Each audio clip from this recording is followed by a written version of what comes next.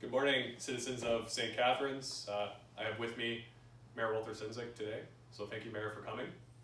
This is going to be a different type of discussion and kind of celebration message to the citizens as well as to yourself. With COVID, the restrictions are sadly canceling many social events, as we all know. But to keep this tradition alive, I'm very happy to have the Mayor here today and to express my comments to the community. So thank you for having me and thank you for being here. So it's been a challenging year for everyone. That's been acknowledged. The members of the Lincoln and Welland Regiment have been very active supporting Operation Laser throughout the pandemic and are being prepared to stand by to support Operation Vector if and when we are called upon. So to the citizens of St. Catharines, let you know that your local infantry unit is here to support you. To the Mayor, we're here as required as well for the great community that we live in. Happy New Year. I think I can safely say on behalf of Council and the community, we have been waiting for 2021 and the arrival of this new year. I think we can all agree that we are not going to miss 2020. It's been quite a year, a historic one in fact, one that will leave a mark on our community and so many others around the world. Today, I'm standing in the armory of the Lincoln and Welland Regiment. It's an annual tradition to join officers, members of the Lincoln and Welland Regiment, their families, council, and members of the public to usher in a new year. It always includes a military cannon blast, courtesy of the 10th Field Battery Association, a number of toasts by the officers of the Lincoln and Welland Regiment, and a look forward by the Mayor, which is me. But this year's New Year's Day levee is different. Like so many other events and celebrations in 2020. There was no public gathering, no opportunity to shake hands, mingle with friends and family, provide good wishes for the year ahead, in person, and no big cannon blast, which I'm sure the neighbors will miss. Instead, standing in this historic hall is but a few people, including myself and Lieutenant Colonel Christopher Canavan, Commanding Officer of the Lincoln and Welland Regiment. I'd like to thank Lieutenant Colonel Canavan for joining me today. Lieutenant Colonel Canavan was recently appointed Commanding Officer of the Lincoln and Welland Regiment. He has been a member of the Canadian Armed Forces since 2003, when he joined the Lincoln and Welland Regiment. He has been deployed around the world to support a variety of operations. Recently, he was the Deputy Commanding Officer for units that were deployed domestically to support the Ontario government's request for assistance related to COVID-19. Lieutenant Colonel Canavan is a resident of St. Catharines, a graduate of Brock University and Niagara College, and works in wine production at Enniskillen Wines. Lieutenant Colonel Canavan, congratulations on your appointment to the Commanding Officer, a testament to your leadership and service to our country. And thank you to the efforts of you and your soldiers in helping at long-term care facilities here in Ontario during COVID-19. It's another example of the importance of the Canadian Armed Forces to our country and our communities. And to the members of the military watching today, thank you for your service, your courage, honor, and commitment to protecting us and many other communities around the world. It is very much appreciated, and your sacrifices will never be forgotten or taken for granted. When I stood here last year looking ahead into 2020, my remarks were full of optimism. As a city, we were not just hitting our stride, we were soaring, we had taken off. As a city steeped in a history of manufacturing, one that had suffered the decline of manufacturing like many other cities, all of our collective efforts to repoint that compass towards a more diverse, sustainable, and innovative and dynamic city built for the 21st century had finally arrived. St. Catharines was being talked about as the IT city. We had a new swagger. The arts was thriving in our community. The downtown core was alive with culinary entrepreneurs that were redefining the landscape in the heart of our city. International and national writers and publications were raving about the rebirth of this former industrial town. An industrial travel magazine called St. Catharines the surprisingly cool city hidden in the middle of Canada's wine country.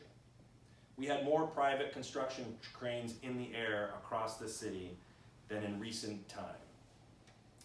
Businesses across the city were expanding. New businesses were choosing to call St. Catharines home at an unprecedented rate.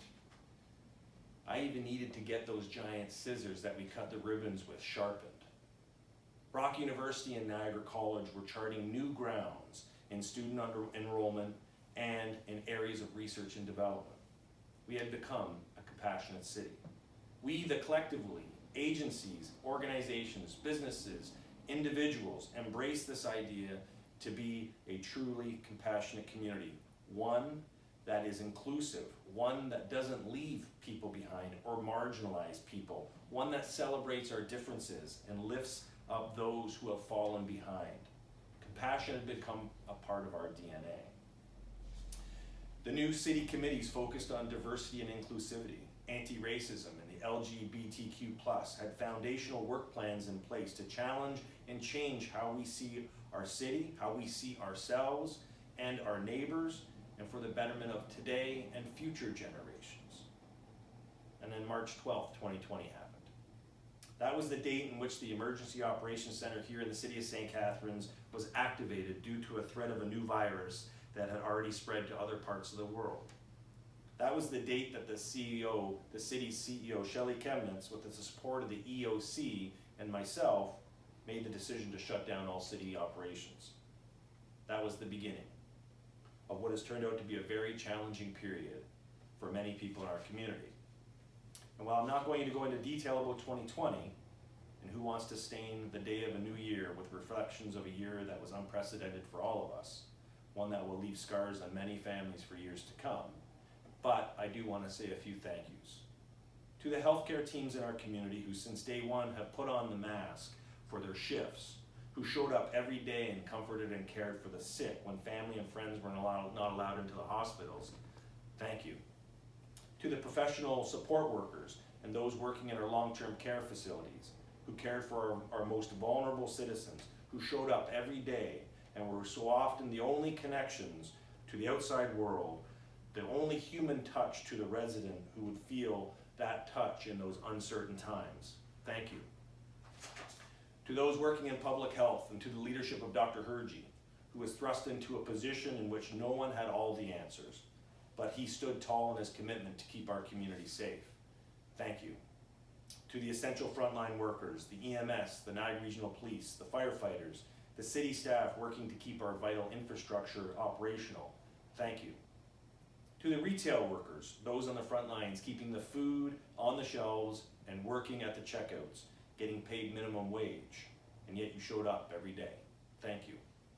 To the teachers who pushed past the uncertainties of online learning, to forge ahead to try and provide an environment for students to continue during these uncertain times, thank you. To the young people in our community, I know this has not been an easy time for you. The milestones in your life, graduation, sports, recitals, birthdays, time with your friends have all been affected. Your efforts have not gone unnoticed for your help to protect your family, and I want to say thank you. To the mums and dads, the personal sacrifices that have been made will be carried by you for a long time. You have no doubt carried more on your shoulders in the past year than ever before. Thank you for holding together for what you were capable of doing. To the owners of small businesses and to those in the hospitality and restaurant industries, thank you will never replace the lost revenue, the lost dreams, the uncertain future. All I can say is that your efforts to survive, to try new ways to get to your customer, to putting in new safety precautions for your customers, to building new patios, online platforms, they have not gone unnoticed. The resilience of our business community has been a bright light during these very challenging times. We are by no means through this pandemic, so as a community, I ask, please continue to support small businesses in any way you can. The coming months will be great challenges for many. Let's continue to work together to support the entrepreneurs of St. Catharines. To the artists, they have no doubt been the most challenging of times. Many have embraced new technologies to bring their craft to people, but we will need to do more now more than ever to support the artists in our community. For many, 2020 will be a lost year. As a community, let's make sure that 2021 is one in which we will show our appreciation and value for the arts. Let's make sure that when we say the arts lives here, that it's not just a statement, that there's something behind it to back it up. The artists need to know that. And to everyone who has followed the advice and direction of public health, of the medical professionals, of those in government looking out for our well-being, for continuing to wear a mask, for keeping your social bubble tight, for not attending the annual celebrations, the important holiday events, the traditional family gatherings, for keeping your physical distance in public places, for washing your hands a lot, just like your mom told you to do growing up. You made a difference. We will never know how many people we saved, how many people were spared the ravages of a virus due to our collective efforts. But we do know that your efforts contributed to pushing back COVID-19 in our community. And as mayor, I am grateful for all of your efforts. And I'm immensely proud of how our community stood up, came together, and supported each other as we navigated our way through this pandemic. Today marks a beginning of sorts, a new beginning of sorts. A new year, yes. A vaccine has arrived, and the vaccination of our community will take time. We still have many days and months ahead, which we must remain committed to following those directions that have kept our community safe. But as Sir Winston Churchill said as the tide was turning in the favor of the Allies during World War II, this is not the end. It is not even the beginning of the end, but is perhaps the end of the beginning. I am hopeful that the end of the beginning has begun. I know that we are closer to the end than we are to the beginning. I am hopeful that 2021 will usher in a newfound optimism in our community. I am confident that our city will rebound and rebuild in a way that doesn't just recapture the momentum that came to a grinding halt in March 12, 2020, but launches our city to a new and amazing heights. Cheers to 2021. Happy New Year, St. Catharines. So now we're moving on to the toast portion of the Levee kind of ceremony. And this year we have a concoction of goose milk or moose milk, depending on how you make it. Each of our different organizations and messes has a slightly different tradition of kind of secret recipe, as you were, of ice cream and milk and some alcoholic beverages intermixed to provide that opportunity. And then as a group, we will do our toasts to our regiment, to our country, to our community, to reaffirm our commitment to our oaths. So, with no further ado, ladies and gentlemen, to the Lincoln and Welland Regiment. To the Lincoln and Welland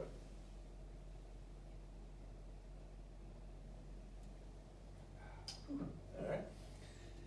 And to the people of St. Catharines, I wish you a wonderful, healthy, and happy 2021, and a toast to you, to the people of St. Catharines. People of St. Catharines, stay safe.